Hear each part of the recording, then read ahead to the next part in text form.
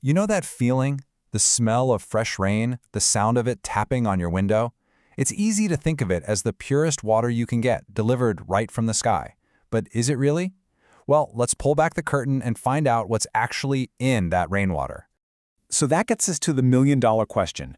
Can you just stick a bucket outside during a downpour and drink what you catch? Seems like it should be a simple yes or no. But believe me, the answer is way more complicated than you'd think. To really understand why, we've got to start our journey way up in the clouds.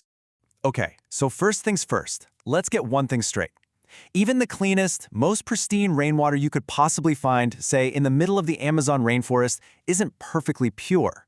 Nature has its own little recipe that it follows every time, and it adds a little something to the mix. And here's that recipe. It's surprisingly simple chemistry. As water falls, each little raindrop basically grabs onto some of the carbon dioxide or CO2 that's just naturally floating around in our atmosphere. When the H2O and CO2 get together, they form a very weak carbonic acid. Now, don't let the word acid scare you. This isn't pollution. It's just what happens, naturally all over the world every single day. This whole process gives normal, clean rainwater a typical pH of about 5.6. So here's the first major takeaway. All rain is naturally a little bit acidic. But what in the world does a pH of 5.6 actually mean? To get that, we need a super quick refresher on the pH scale. All right, remember this from science class. The pH scale goes from 0 to 14. 7, right in the middle, is perfectly neutral. That's your pure water. Anything below 7 is acidic, and anything above it is alkaline. So with rainwater coming in at 5.6, it lands it firmly but just slightly on the acidic side. This chart really puts it into perspective. See neutral water there at a perfect 7? Then you've got our normal rain at 5.6, a little acidic but totally natural. But look at that third bar. Once the pH drops below 5.0, we're officially in acid rain territory. And that's when things get pretty bad. So we've established that all rain is a bit acidic. What then is the difference between that natural rainwater and the harmful stuff we call acid rain? The answer, in a word, is pollution. Here is the absolute key difference. Normal rain gets its mild acidity from natural CO2. Acid rain, on the other hand, is a whole different beast. It's made when industrial pollutants, nasty stuff like sulfur dioxide and nitrogen oxides from burning fossil fuels, mix with the water in the air. The result isn't a weak natural acid. It's a much stronger corrosive acid that can wipe out fish in lakes, devastate forests, and even dissolve stone buildings. But let's say you live in an area with perfectly clean air, no acid rain. You might be thinking, great, I'm good to go then, right?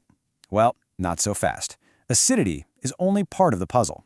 The other huge issue is everything else the rain picks up on its trip from the sky to your bucket.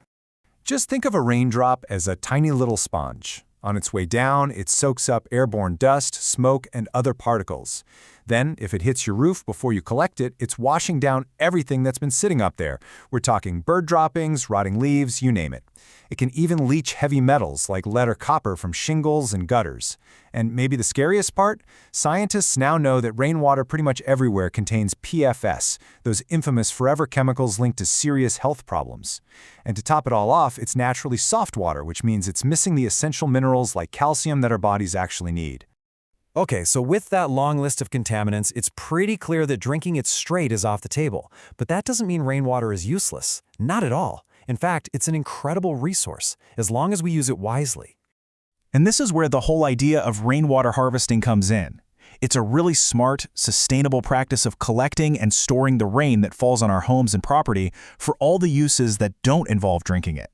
So what can you do with it? Oh, tons. It's fantastic for watering your garden and lawn. Plants absolutely love it.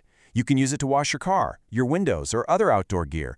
It's a fantastic way to conserve treated tap water and put a valuable, free resource to very good use. So in the end, rainwater isn't some pure elixir falling from the heavens. It's a complex substance, shaped by its entire journey through our atmosphere and over our world. But understanding what it really is helps us see its true potential, not as something to drink, but as a precious resource. And that leaves us with one final, pretty important question.